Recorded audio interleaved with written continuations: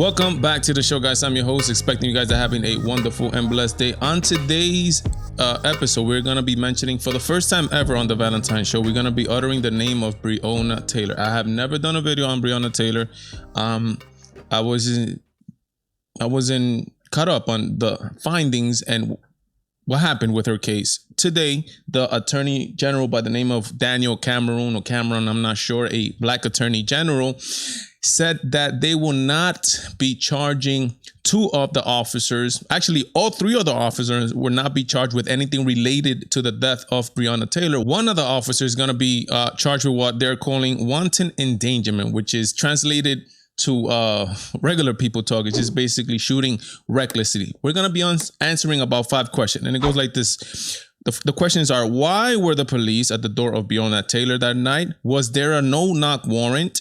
Was Breonna Taylor asleep? Why did the police shoot? And which is the officer that got charged with this, and why?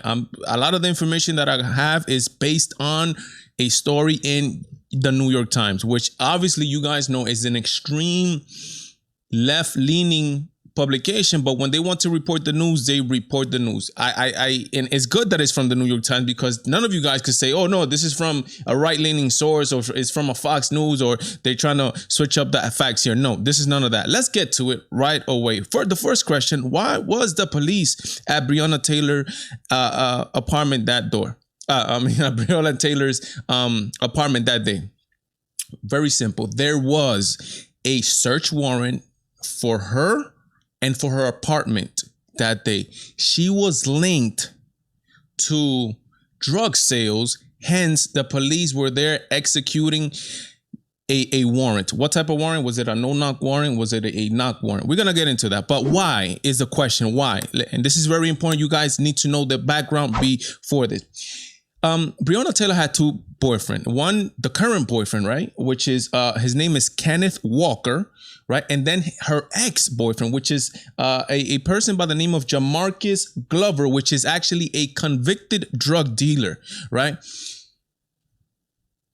The police department have evidence linking Breonna Taylor to the drug dealings of her boyfriend. And according to the police, her house was being used as a stash house for the money of the drug dealer, Jamarcus, what's his name? Jamarcus Glover, and a place where they keep the drugs or whatnot, like a safe house for the business that was being ran somewhere else. This is very important. Okay, so what happens?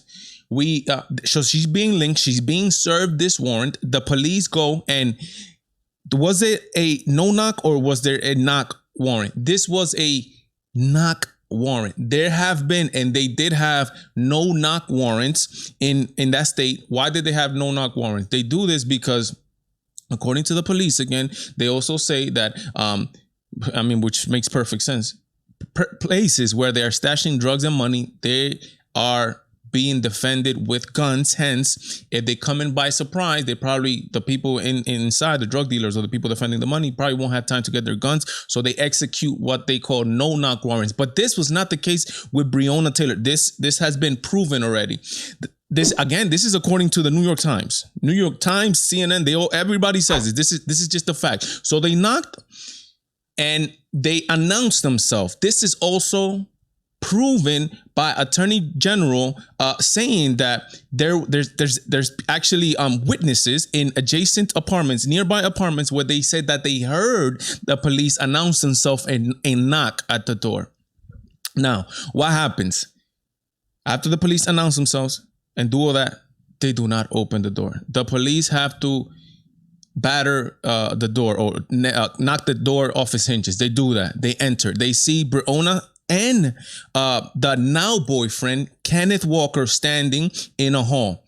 The police, the first officer goes in. The now current boyfriend, Kenneth Walker, shoots 1 shot first. This is very important. This is extremely important. He shoots 1 shot first, hitting one of the officers in the leg. In return, the chain of events starts happening. Officers return back fire, killing Breonna Taylor. Why did he open fire?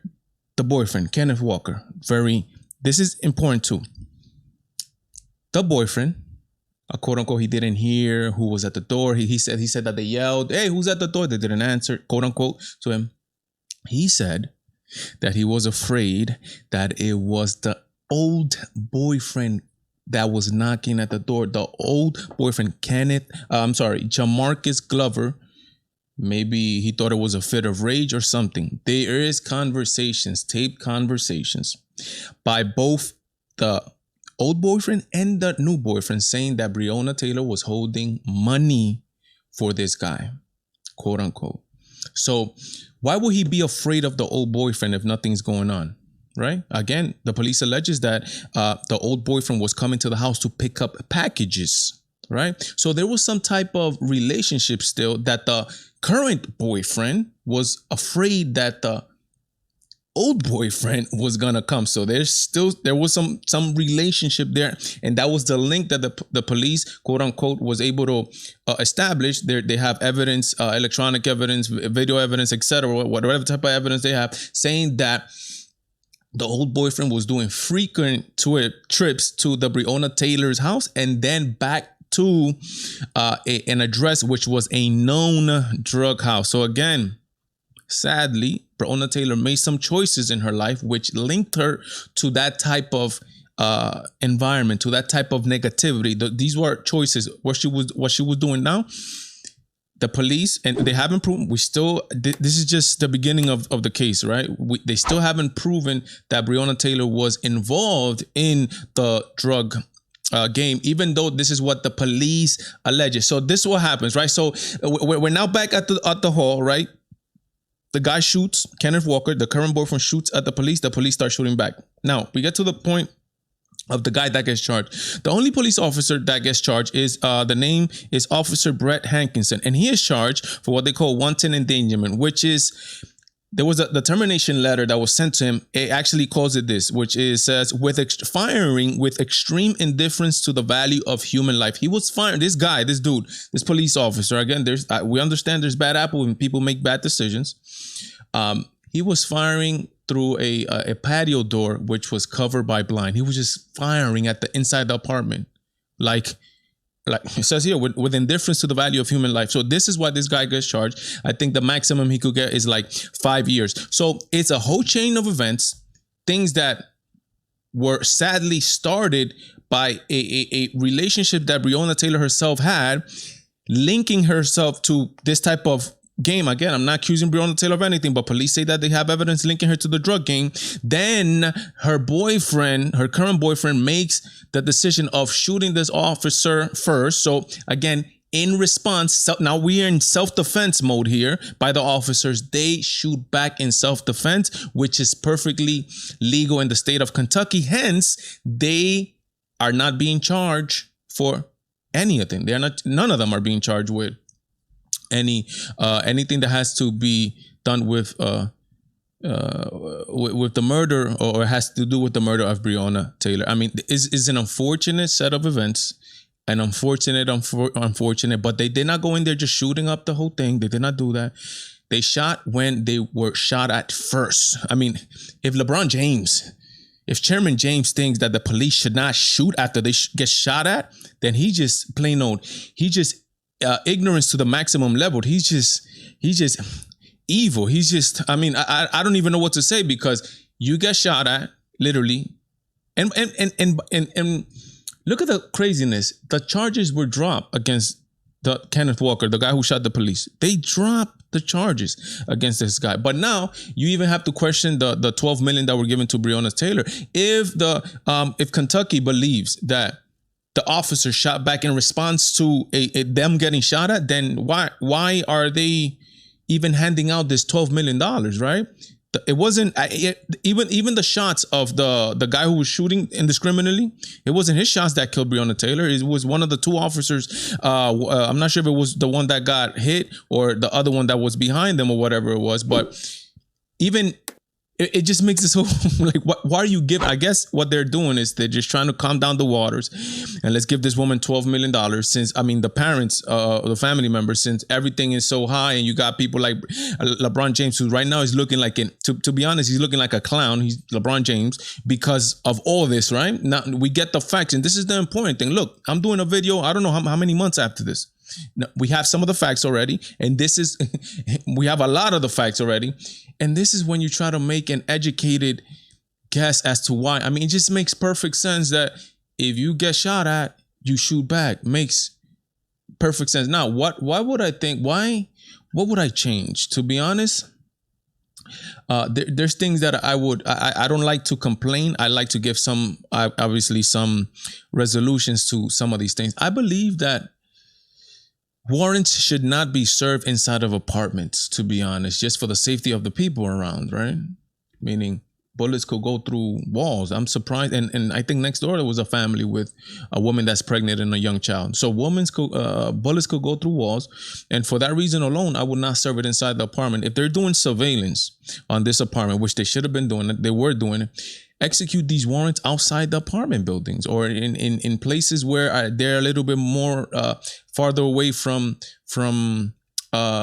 population or etc. But inside, to be honest, inside the apartment is something where,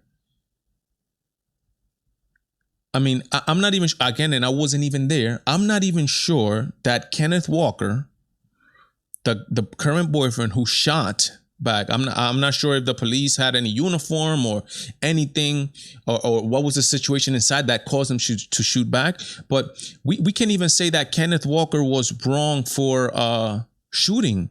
It's 12. This is like something 12 a.m. at night or something like that, and somebody's knocking on his door. I'm not sure if he was able to visualize the whole officer with a vest on and all that stuff. I'm not sure he was able to do that. But if he did, I would be. Why would you shoot? I mean, if he looks like a police officer. But again, I can't even say that was wrong of him shooting, because 12 or something in the morning, and somebody's knocking at the door. They throw the door down. Him knowing that Breonna has a drug dealing ex-boyfriend, and that's who we thought was at the door. Then those are things that we still have to leave up to the process to go through, right? The legal process. But I'm interested to know what you think. All right, now these athletes that had Breonna Taylor's name on they were talking about and putting in their names in the helmets. Do they look dumb? Do they look stupid?